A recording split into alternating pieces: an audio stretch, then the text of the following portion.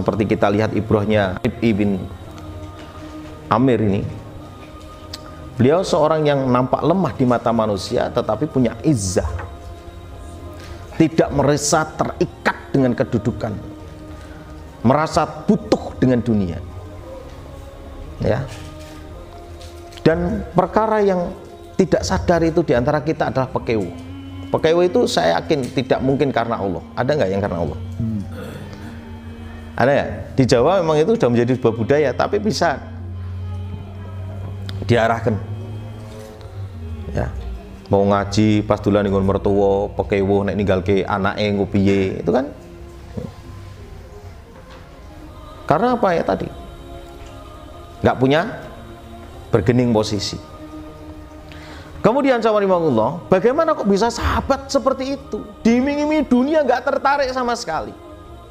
Coba kita perhatikan bahwa Rasulullah SAW, para sahabat itu memandang dunia tidak seperti kita.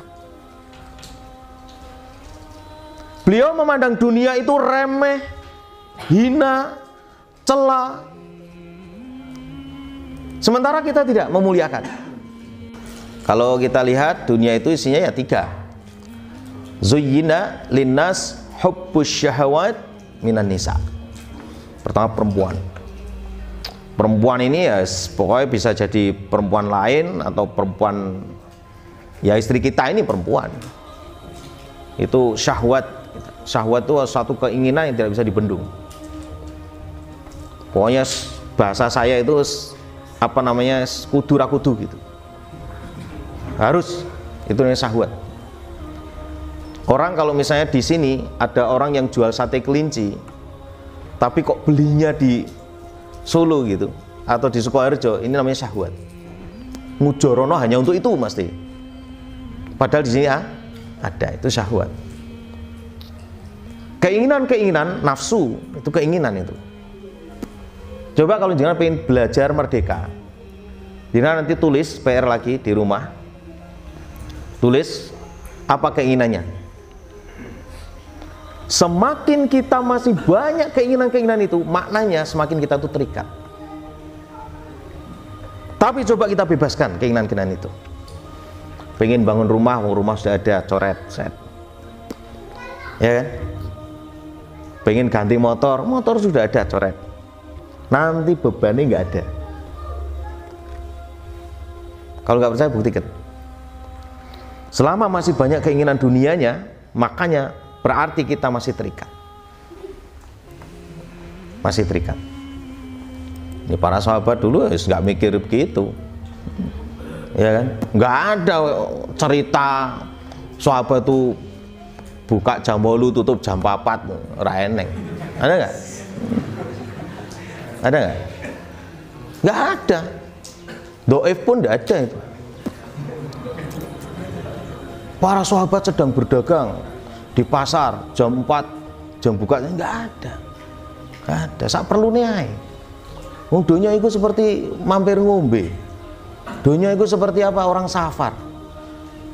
Betapa bodohnya kalau saya kesini hanya untuk ngajar, tapi bawa lemari, bawa kulkas, bawa dipan, ya kan, sesuatu yang tidak diperlukan lalu dibawa, diturunkan, nanti saya pulang dari jam 12 diangkut lagi dibawa pulang. Betapa bodohnya. Berarti kan saya harus perlu nih, iya toh? Saya perlunya apa sih? Oh, uang untuk beli bensin. Terus apa lagi? Baju. Apa lagi? HP atau notebook. Ya udah, bawa itu aja. Ngapain bawa kompor gas segala? Itu ke dunia itu gitu. Jadi kita perlunya itu. Kalau makan ya untuk menegakkan, insya Allah tidak akan kita tergiur, nggak akan. Sekali lagi ya, mereka memandang dunia itu seperti itu, para sahabat. Sementara kita tidak. Jadi ma'ana ali washabi itu ya termasuk bagaimana cara pandang kita terhadap dunia itu ya mengikuti Nabi dan para sahabatnya. Ibadahnya iya. Yang ditiru apa? 5 kan? Saya mungkin sudah pernah terangkan. Yang pertama keyakinan. Keyakinannya berusaha mengikuti beliau. Walaupun nggak mungkin, ya nggak mungkin, tapi kan nyontoh. Yang kedua apa? Syu'ur. perasaan. Ya, nanti saya kasih contoh. Yang ketiga apa? Fikrah, cara berpikir.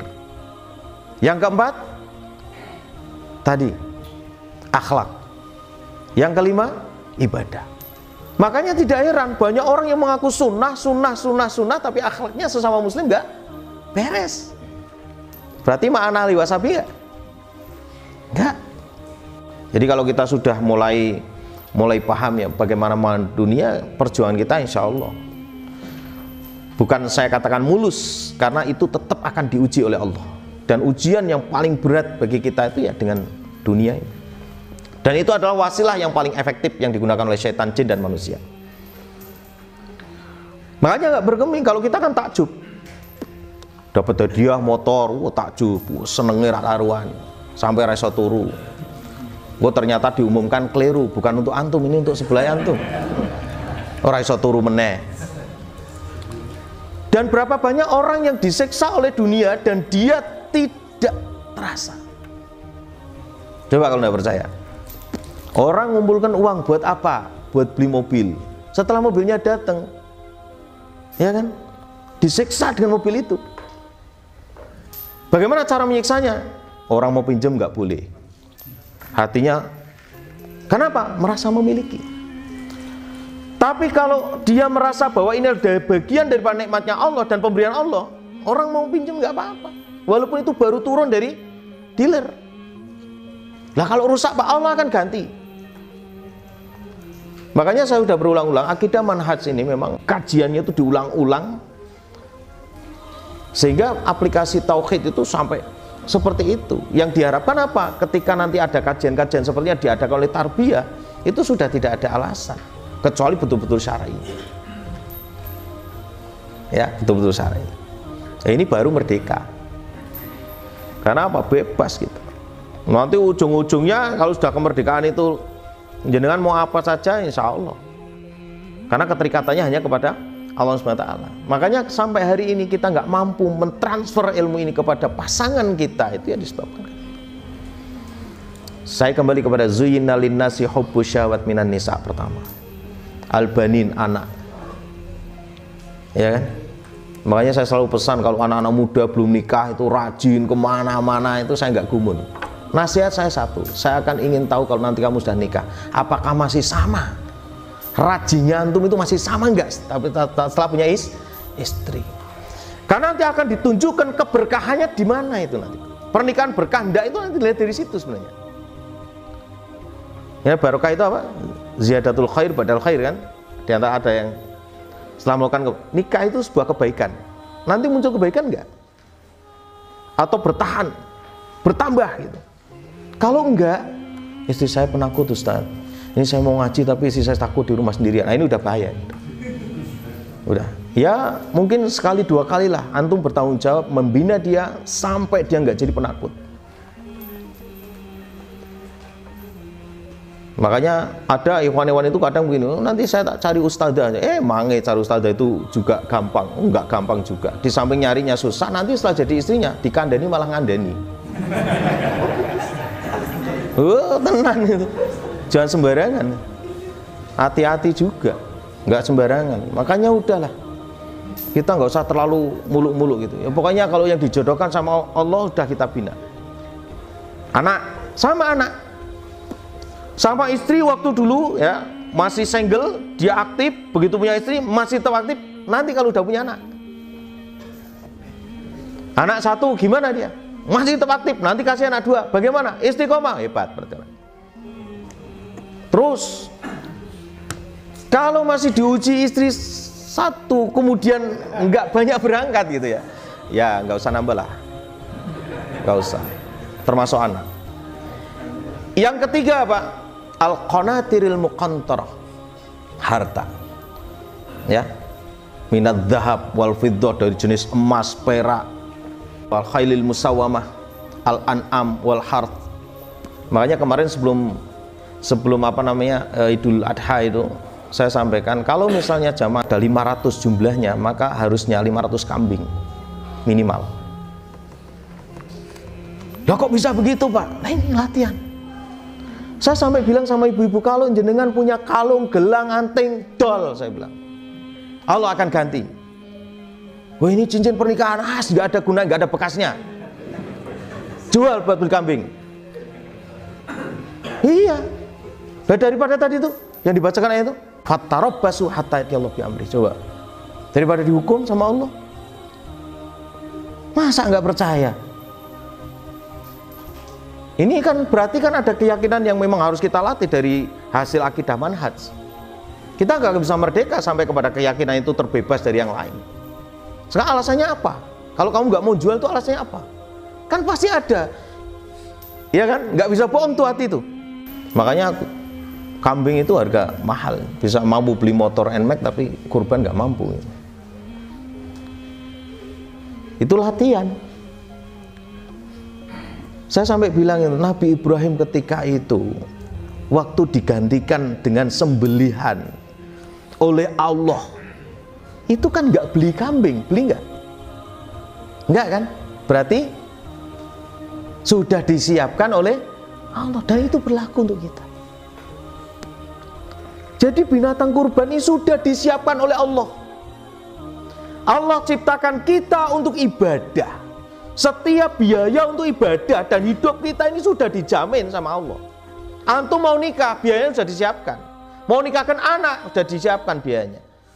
Mau khitan, mau kurban, mau haji, umroh, semua sudah disiapkan. Lalu apa lagi? Ini kan tauhid, Pak, ya. Tauhid apa namanya? Asma wa sifat dan rububiyah, kan? Lah kok orang percaya? Jadi itu disiapkan, Pak. Lah terus gimana kalau kita mengambil ibrohnya Nabi Ibrahim adalah kesungguhan di dalam menjalankan perintah. Ya bunayya inni ara fil manami anni azbahuka fangdzur madza taro. Ini diperintah. Bagaimana pendapatmu kalau aku nyembelihmu? Padahal anak ini ditunggu 80 tahun. Kemudian apa? Dikasihkan di padang pasir, ditinggal pergi, nggak tahu pulangnya kapan, tahu-tahu balik, sudah balik disuruh nyembelih. Dari si perasaan gimana, Pak? Tapi Nabi Ibrahim korbankan. Masya Allah, ya, korbankan lah. Kita cuman anting tok lagi ya, no? Durung anak lo ya, masih anting. Sampaikan tuh sama istri. Di tahun depan sudah punya program nih, jual anting. Kalau nggak mau jual ya kamu nabung, ya kan? Kurangi, tutup nganggo anting. Itu harta. Makanya yang goda itu ya sini tiga ini. Seorang wong wadon, anak, dan harta. Makanya kalau pas panen itu yang datang mungkin nggak segini nih ya. Kalau pas panen gitu. Saya kalau ngaji di gunung itu kalau pas panen itu nggak banyak yang datang. Sedikit. Karena apa tadi? Dia lebih memilih dunianya. Kalau diyakini bahwa kajian itu satu, ya kan, di situ doanya dikabulkan, dinaungi oleh malaikat, ya kan, sayapnya didoakan oleh semut dan ikan di lautan. Kalau tahu begitu, faedahnya memudahkan jalan menuju jannah, kenapa ditinggalkan malah lebih memilih? Ya nggak jelas. Makanya Rif'i bin Amr nggak bergeming gitu, melihat harta yang bergelimpangan, nggak bergelimpangan. Kalau kita masih ditawani sedikit saja proyek begitu sudah, apalagi sampai kajian begini, males. Di jamaah nggak dapat apa-apa, malah dimintai terus infaknya, begitu kan? Justru infaknya jenengan itu yang akan bisa jadi akan menyelamatkan. Istiqomah, tambahi lagi istiqomah terus begitu. Coba kita cermati lagi, bagaimana memandang dunia itu dengan remehnya. Kalau di dalam kitab Minhajul Hayah ya, kalau jenengan masih ingat itu para sahabat itu ya memandangnya seperti tanah. Tahu tanah? Tanah itu diapaki coba? Didoni, didak-idak, dinggo apa jenenge buang kotoran, ngubur bangkai. Seperti itu. Tapi kita ndak. Berarti kalau sudah cara pandangnya berbeda, ya otomatis nanti hasil aktivitas kita di dalam beramal itu ya tetap berbeda. Saya yakin itu. Inilah gambaran merdeka, ya, yang terbebas dari segala bentuk ikatan, ya, keterikatan keyakinan. Kalau kita sudah bebaskan, serahkan kepada Allah, ya, yo kerja tetap. Yang jualan es tebu ya es tebu, yang jualan buku ya jualan buku, ini nggak terikat. Begitu jadwal ngaji, jadwal jamaah, ya tinggal, iya kan? Begitu infak, nyoh, itu kenapa nggak terikat? Kenapa kok nggak nyoh? Karena kan terikat tuh. Iki nek tak kekeng mangan bojoku apa, itu kan berarti terikat, belum merdeka tuh. Iya kan? Apa gak percaya nek sampean iku dijodohke iku ya rezekine ana dhewe-dhewe. Ayo tak tekon saya. Kenapa kok sampai infak itu sampai turun, sampai lockdown itu? Awal lockdown nggak boleh kan aktivitas kan? Saya sudah bilang sama diri saya sendiri, wah iki nek memang betul-betul lockdown, saya nggak punya beras, nggak punya apa-apa, gampang aja. Depan saya itu sawah, tinggal nyari keong situ, apa belut, ya kan?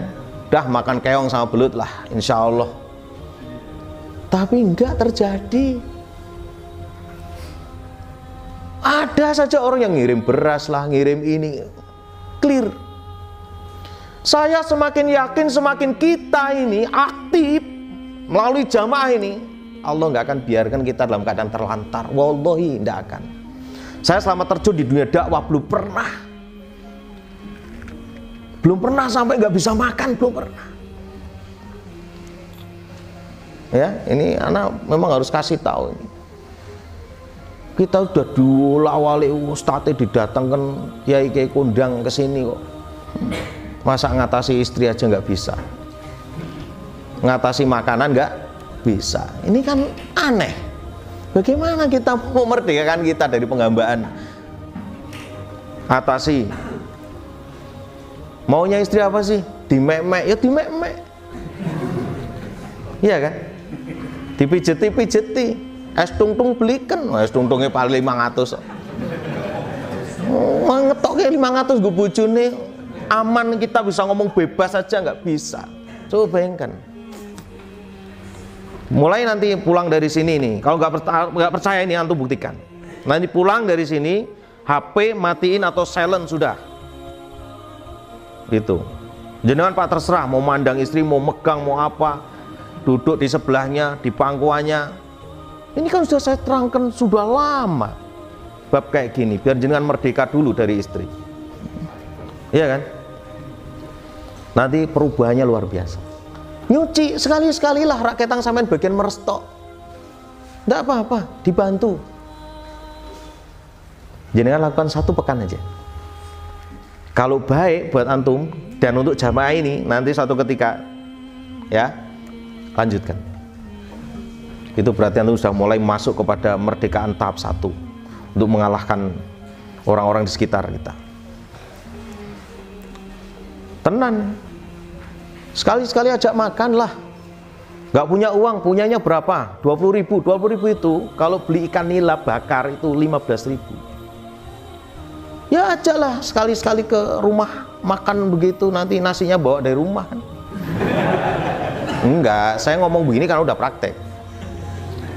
Bawa nasi dari rumah, pakai bungkus ini kertas. Saya ajak istri, ayo kita makan yuk. Di mana? Tuh di resto sana. Belinya cuma minuman 1 barengan plus ikan nila, sudah. Kita di situ makan berdua enak. Bawanya nasi kan banyak jadi kenyang. Ini kan disiasati, Pak. Ini penghalang kok. Allah sudah sampaikan, ya ayyuhalladzina amanu inna min azwajikum wa auladikum aduwwalakum fahdharum. Yo piye carane ngatasi? Sadurunge ngatasi musuh lho. Lah iki musuh ono. Bojone dhewe.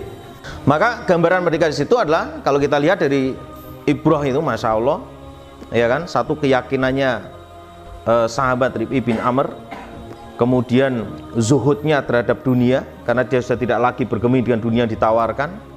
Yang ketiga, dia tidak memandang siapa yang dihadapi. Kowe yang menungso padha wae kan gitu kan. Karena inna akramakum indallahi atqakum. Ya kan, ini menjadi sebuah pelajaran tersendiri. Baik. Syekh Ibnu Utsaimin rahimahullah di dalam Syarah Aqidah Al-Wasithiyah juga mengatakan ubudiyah atau penghambaan kepada Allah adalah kemerdekaan yang hakiki. Sehingga orang yang tidak menyembah kepada Allah semata, maka dia adalah hamba atau budak bagi selain Allah. Maka kita belum dikatakan merdeka kalau apa? Kita masih menjadi budak. Di saat kita menjadi hamba Allah, disitulah kemerdekaan. Di saat kita menjadi hamba selain Allah, disitulah kita sedang berposisi sebagai budak bagi selain Allah. Nah, kita ini sedang diperbudak oleh siapa? Kembali lagi dunia. Ya, yang selain Allah itu siapa? Kalau kita perhatikan ya dunia.